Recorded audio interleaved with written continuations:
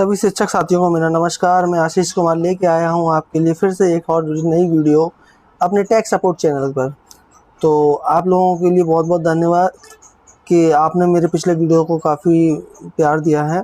तो ऐसे ही मेरे वीडियो को आपको अपना आशीर्वाद देती रहिए और मेरे चैनल टेक सपोर्ट को सब्सक्राइब कर लीजिए, जिससे कोई नई वीडियो आए तो आप तक पहुँच जाए। मैं आपके लिए जो ज़रूरतमंद वीडियोस होती हैं वो अपलोड करता रहूँगा और आप मुझे कमेंट सेक्शन में भी बता सकते हैं आपको किस टॉपिक पे वीडियो चाहिए। मैं वो वीडियो आपके लिए तैयार करके आप तक पहुंचा दूंगा। तो मैं आज आपके लिए लेके आया हूँ मिड डे मील से संबंधित, जो हम लोगों ने 1 अप्रैल से अगस्त 2021 तक की जो हमने खाद्यान्न जो बच्चों को लिए प्राप्त हुआ है, जो धनराशि हमने भेजी है, वो फीडिंग करी थी। अब उसके उपभोग की बारी है कि अब हमको उसका उपभोग भी भरना है। तो मैं चलिए स्टार्ट करता हूं अपने वीडियो को और मैं चलता हूं क्रोम ब्राउज़र पे। इस समय आपको मेरा चैनल का पेज दिखाई दे रहा होगा, टेक सपोर्ट चैनल है। सब्सक्राइब ज़रूर कीजिए, आप बेल आइकन दबाइए और मेरे वीडियो को लाइक भी करते रहिए, जिससे मुझे ये पता चलता रहे कि जो मैं वीडियो बना रहा हूँ वो आपके लिए काम के हैं भी या नहीं। चलिए मैं स्टार्ट करता हूँ और क्रोम ब्राउज़र पर मैं टाइप करता हूँ prerna.up.in। इस वेबसाइट से, इस पेज से सभी लोग बहुत अच्छे से परिचित हैं, क्योंकि हम लोग 2-3 साल से इसी पर काम करते हुए आ रहे हैं। ठीक है, बैंक डेटा अपलोड में जाएंगे और टीचर लॉगिन पर जाएंगे। यहाँ हम न्यू रजिस्ट्रेशन किसी पर भी एक पर क्लिक कर लीजिए, कोई फ़र्क नहीं पड़ता, एक ही पेज खुलता है। ठीक है, मैं अपना रजिस्टर्ड मोबाइल नंबर इसमें इनपुट कर देता हूँ। अगर आपका नंबर रजिस्टर्ड नहीं है तो आप एक टोल फ्री नंबर है 1800 1800 666 81800 वहाँ पर अपना रजिस्टर नंबर करा सकते हैं। मैं सेंड OTP कर देता हूँ। मेरे रजिस्टर्ड मोबाइल नंबर पर OTP आ जाएगा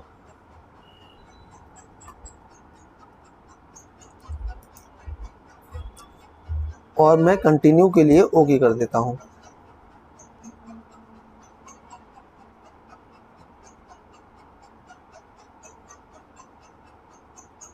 तो जैसा कि आप लोग देख रहे होंगे कि पेज ओपन होके आ गया है और मेरा जो लॉगिन था वो ओपन हो गया है। तो अभी तक जो हम लोगों ने काम किया होगा, सभी लोगों ने काम किया है। ऐसा कोई व्यक्ति नहीं होगा जिसने यहाँ, ऐसा कोई टीचर नहीं होगा जिसने यहाँ काम नहीं किया हो।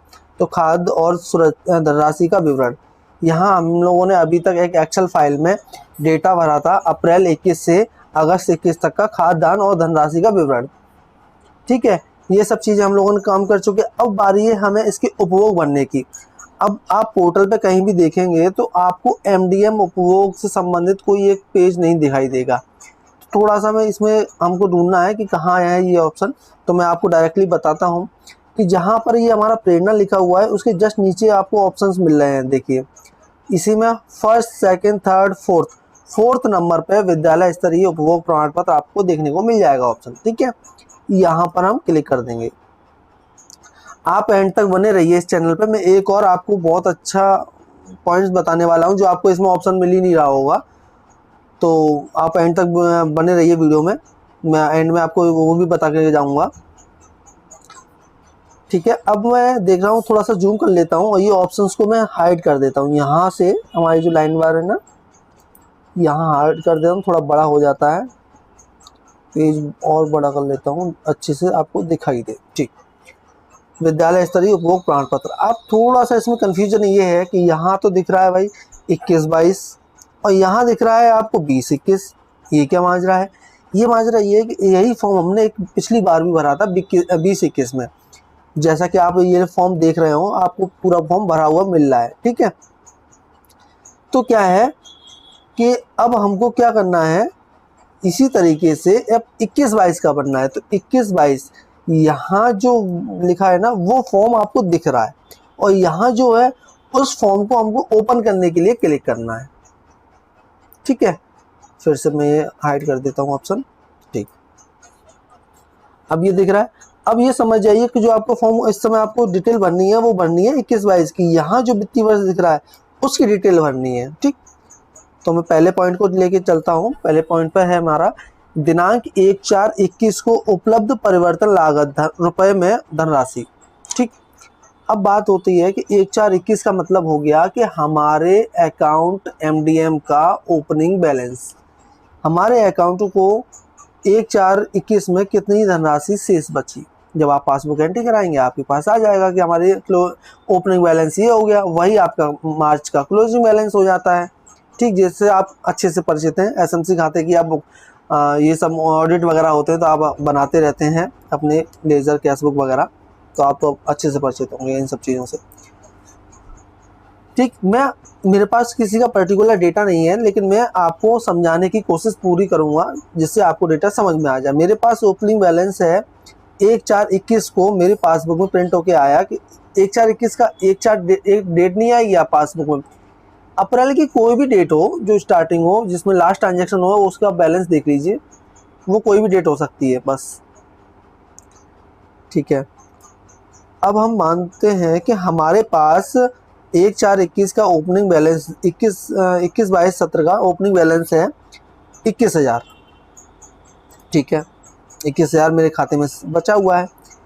अब 1/4/21 को उपलब्ध खाद्यान्न, आपका ओपनिंग बैलेंस जो है वो अब गेहूं चावल का बैलेंस, मतलब कितना बचा हुआ है, अमाउंट क्या है उसका किलोग्राम में। मेरे पास लगभग 150 किलो गेहूं चावल बचा हुआ है, मेरे स्टॉक में है। ठीक है, अब आती है नए वित्तीय वर्ष की 21/22 में आपको कितनी धनराशि पूरे सत्र में प्राप्त हुई 1/4/21 से 31 मार्च 2022 तक। मान के चलिए आपके पास 80,000 प्राप्त हुई, जो भी आपका अमाउंट हो 80,000 प्राप्त हुई, जिसमें हो सकता है कि आपके कन्वर्जन कास्ट है, जो समय सीसी मिलती है वो है, और पैसा ट्रांसफ़र करने के लिए आया था वो है। तो इस तरीके से 80,000 मान लेते हैं आप, जो भी आपके पास खाते में पासबुक लग के सामने रख के बैठिए, आपका डेटा अपने आप बढ़ जाएगा। ठीक है, और इसी तरीके से गेहूं चावल का आपको अगर डेटा निकालना है तो आपको जो एमडीएम रजिस्टर है वहाँ आप एंट्री करते हैं कितने बच्चे हमारे लाभार्थी हैं, कितने की हमारे पास गेहूं चावल की खपत हुई और कितना हमें गेहूं चावल कोटेदार से मिला। ठीक है, तो वहाँ से हम इसका डेटा निकाल लेंगे। ऐसे ही कितना हमें 21/22 में गेहूं चावल मिला। ठीक है, मान के चलिए हमें 450 किलो गेहूं चावल प्राप्त हुआ। ठीक है, अब यहाँ जो है ना वो टोटल आ जाएगा, ओपनिंग बैलेंस प्लस जो हमारा नया जो गेहूं चावल आया, नया जो धनराशि हमें मेरा प्राप्त हुई सीसी, वो सब यहाँ ऐड होती चली जाएगी। अब जस्ट इसी के नीचे हमारा ऑप्शन एक है 5th नंबर कि लॉकडाउन की अवधि में छात्रों को FSA वितरण की स्थिति। तो इसमें हमको क्या करना है, थोड़ा सा इसमें लॉजिक ये है कि क्या होगा कि कुछ लोग ये सो कन्फ्यूजन में रहेंगे कि हमें मार्च में जो 6 दिन का कक्षा 5 वालों को या कक्षा 8 वालों को जो हमने दिया था वो इसमें जोड़ें कि नहीं जोड़ें। तो मैं आपको बता दूं कि इसमें कक्षा 5 वाले को बच्चे जो थे आपके, जिनका 5 या 6 दिन का जो भी अमाउंट बना हो, और या कक्षा 8 वाले का जो भी 6 या 7 दिन का जो भी गेहूं चावल या धनराशि बनी हो वो भी ऐड करें। उससे क्या होगा कि आपकी चेक की धनराशि, आपके रजिस्टर के गेहूं चावल और उपभोग प्रमाण पत्र दोनों मैच होंगे। अगर आप उनको बच्चों को निकाल देंगे तो वो डेटा मैच नहीं होगा। ठीक है, अब वो आपने फीडिंग एक्सेल पे, हो सकता है कि आप एक्सेल पर जब फीडिंग कर रहे हो तो थोड़ी सी दिक्कत आई हो, वो डेटा हो सकता है मैच ना हो, लेकिन उसको अभी साइड में रखें क्योंकि हमारे उपभोग प्रमाण पत्र बहुत ज़्यादा ज़रूरी होता है मैच करना। ठीक है, वहाँ तो हम ये कह सकते हैं कि ये बच्चा हमारा चला गया स्कूल से, इसलिए इसका हम डेटा 0 भर रहे हैं, लेकिन ये है। और कई उसमें समस्याएं थी कि वो पिछले बच्चे हमने डिलीट करा दिए थे, फिर भी उनके नाम दिख रहे थे एक्सेल जब हमने वो भरी थी 1 अप्रैल से और अगस्त तक की जो फीडिंग थी उसमें, तो उसको थोड़ा साइड में रखे हैं। ठीक है, तो इसमें हम बात करेंगे कि ये कक्षा 5 वाले और कक्षा 8 वाले बच्चे जो आपके 6 दिन का जो भी अमाउंट बना था उनको भी ऐड करना है कि बच्चों की संख्या जिन्हें खाते में FSA का वितरण किया गया, तो वो सूची वो हमको डेटा भरना है जो हमने बैंक में दिया था, वो हमको डेटा भरना है जो हमने एमडीएम रजिस्टर के प्राधिकार पत्रों में डेटा भरा था। तो मान के चलिए कि आपने 94 दिन और 128 दिन, ठीक है, यूपीएस पीएस दोनों की बात हो रही है इसमें, ठीक। तो उसमें क्या करेंगे हम कि जो आपने बैंक में लिस्ट दी थी, मान के चलिए कि आपने बैंक में लिस्ट दी 67 बच्चों की, ठीक है, 67 बच्चों का, इसमें हमारे कक्षा 5 के जो पास आउट होकर चले गए थे, 6 दिन का मिला था, वो भी शामिल है। मान के चलिए कक्षा 8 वाला का जूनियर स्कूल है तो आप कक्षा 8 वाले बच्चे भी जो 6 दिन का आपको जो पेमेंट किया था वो भी शामिल है, ठीक है। धनराशि जो आपने चेक पे धनराशि भरी थी वही धनराशि मान के वो भरनी है आपको, ठीक है। मान के चलिए मैं भरता हूँ कि 35,110 रुपये हमने चेक पे भरी थी, बैंक को दिया था कि इतना पैसा आपको ट्रांसफ़र करना है 67 बच्चों के खाते में, गार्जियंस के अकाउंट में, ठीक है। गेहूँ चावल आपने कितना भरा, प्राधिकार पत्र से के हिसाब से जितना भी आपको बताया गया आपने उतना गेहूँ चावल उन बच्चों के अभिभावकों को, बच्चों को वितरण कर दिया। तो वो गेहूँ चावल कितना किलोग्राम था, मान के चलिए 320 किलोग्राम पूरा गेहूँ चावल आपने डिस्ट्रीब्यूट कर दिया, तो वो आपको संख्या भरनी है, ठीक। इसी तरीके से अब नीचे खुल आता है, और नीचे है विद्यालय खुलने के उपरांत एमडीएम वितरण की स्थिति। अब विद्यालय खुल गया तो देखिए यहाँ पर प्राइमरी स्तर की है, यही जब आप खोलेंगे जूनियर तो जूनियर भी आएगा, अगर कंपोजिट खोलेंगे तो प्राइमरी आएगा, जस्ट उसी के नीचे आएगा आपका यूपीएस, ठीक है, उच्च प्राथमिक विद्यालय। यहाँ बात करी जा रही है कि बच्चों की संख्या जिन्हें एमडीएम वितरण किया गया, कुल मील्स की संख्या, कुल मील्स के मतलब लाभार्थी, जैसे कि हम लोग सीसी डिमांड के लिए लाभार्थी भेजते हैं, आप लोगों सभी को अच्छे से पता है कि पूरा मंथ का जो भी लाभार्थी निकलता है वो डेटा हम भरते हैं, तो वो लाभार्थियों की बात हो रही है। अगर बच्चों की संख्या आपने नामांकन की संख्या भर दी तो गड़बड़ हो जाएगा। गड़बड़ क्यों हो जाएगा, मैं मान के चलो कि एक बच्चे का एक एग्जाम्पल लेके चलता हूँ कि मेरे यहाँ एक बच्चा है, मैं बताता हूँ कैसे। अब एक बच्चा है तो एक बच्चे के हिसाब से वितरण की गई धनराशि और गेहूँ चावल एक बच्चे के हिसाब से कैलकुलेट करेगा, तो अब इतना तो नहीं खर्च हुआ। ये एक बच्चा आपके 21 दिन अगर महीने में स्कूल खुला है तो वो आया भी तो है, तो यही एक बच्चा 21 दिन आया तो 21 दिन में उसने खाया और उसने 21 दिन की परिवर्तन लागत भी लगी और उसने पूरे मंथ में इतना खाया। तो इसी तरीके से मैं एक और एक्सेल शीट आपको दिखा देता हूँ जिसमें मैंने ये थोड़ा सा क्लियर किया है, ठीक। ये देखिए सितंबर से लेके मेरे मार्च तक का स्कूल खुला, मेरा टोटल एनरोलमेंट 67 था और स्कूल जो खुले हैं वो ये इतने स्कूल खुले हैं, ठीक है। सितंबर में 21 दिन, 24 दिन, 21 दिन मैंने ये अनुमानित ली है, मैंने ये संख्या मतलब लीगल नहीं है, आप अपने हिसाब से देख लीजिए, अपना अटेंडेंस रजिस्टर एमडीएम रजिस्टर से मैच कर लीजिए। दिसंबर में हमारी छुट्टियां रही थी, विंटर वेकेशन, और जनवरी में भी रही थी, अगस्त फरवरी में शायद थी। हमारा ऑफिस तो मैं तो देखिए ऑफिस में हूँ, बीआरसी में हूँ, तो हमारा तो ऑफिस तो पूरा ही खुलता रहता है, तो थोड़ा सा याद नहीं मुझे, हमें तो छुट्टियाँ मिलती नहीं है, ठीक है। तो ये आप अपने डेज निकाल लीजिए। अब उस मंथ में कितने 67 में से कितने बच्चे उपस्थित थे, ये मैंने एक रैंडमली संख्या लिख दी है, ठीक है, 43, 48, 51। अब हम इसका इंटू करेंगे इसके साथ में तो ये निकल के आ गया, ठीक है, कि हमारे 43 बच्चों ने 21 दिन खाना खाया, 43 × 21 ये निकल के आ गया।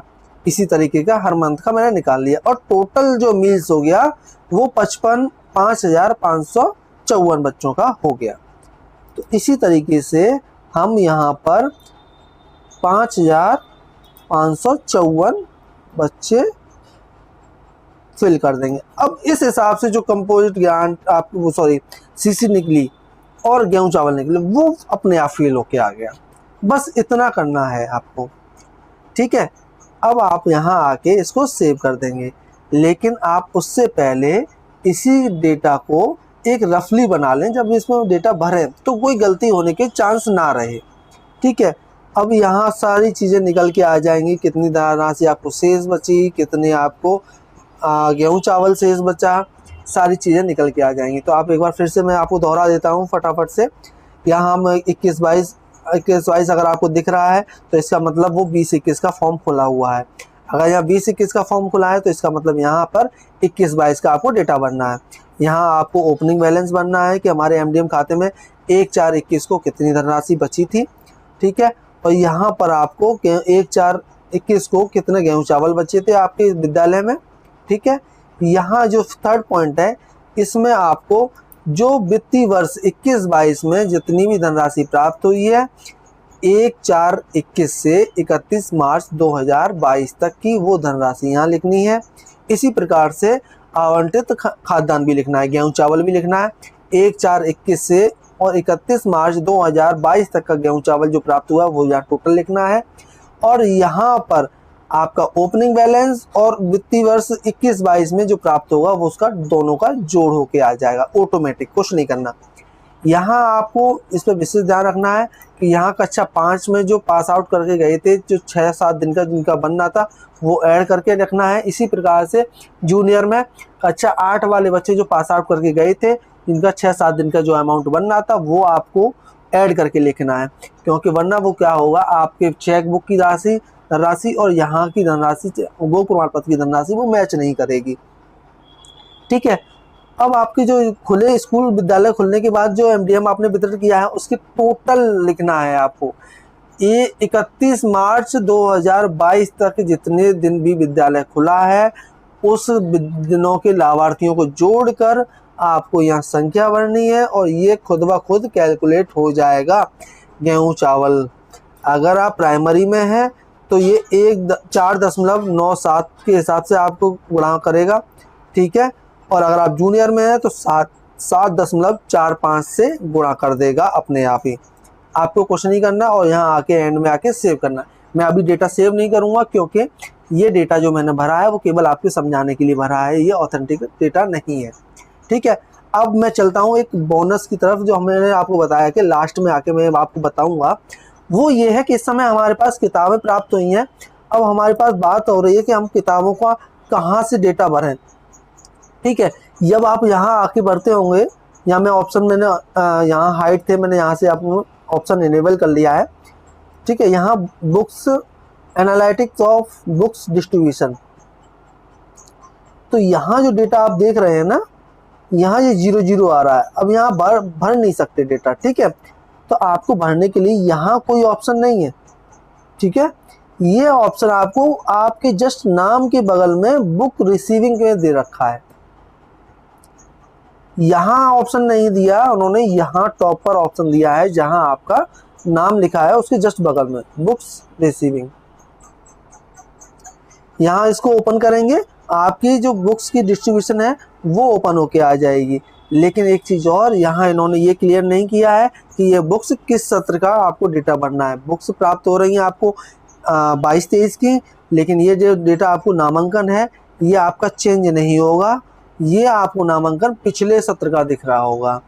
तो अभी फ़िलहाल अगर आपके खंड शिक्षा अधिकारी महोदय से आप अपनी डिस्कस कर लीजिए कि हमको डेटा कैसे देना है। अगर वो ऊपर से थोड़ा सा हमको काम करने का भी प्रेशर होता है कि हमें ये काम करना ही करना है, बुक्स बननी है, तो हम अपने पिछले सत्र की बुक्स को और बुक्स के नाम को देखकर हमें कितनी बुक्स प्राप्त हुई हैं वो हम फिल कर सकते हैं। लेकिन यही है कि ये बुक्स जो स्टूडेंट की संख्या है वो पिछले वर्ष की है, अपने अभी 22-23 की डेटा नहीं है ये। तो बस इतना ही समझाना था आपको। आप अपने हिसाब से काम करिए इसमें, मैं इसके लिए आपको जोर नहीं दूंगा क्योंकि मैं खुद इसमें कंफ्यूज हूँ, क्योंकि उन्होंने इसमें इनरोलमेंट पिछले सत्र का दिया है और बुक्स डिस्ट्रीब्यूट अभी वर्तमान में चल रही हैं। उसी हिसाब से हमारे पास जोर भी दिया जा रहा है कि बुक्स हमें डिस्ट्रीब्यूट करिए, अपने प्रेरणा पोर्टल पर फीड करिए। चलिए, बने रहिए मेरे चैनल टेक सपोर्ट पर, और बहुत बहुत धन्यवाद आपने लास्ट तक अगर वीडियो देखा तो। और लाइक करिए, सब्सक्राइब करिए मेरे चैनल टेक सपोर्ट को, और इसी तरीके से आपने कमेंट सेक्शन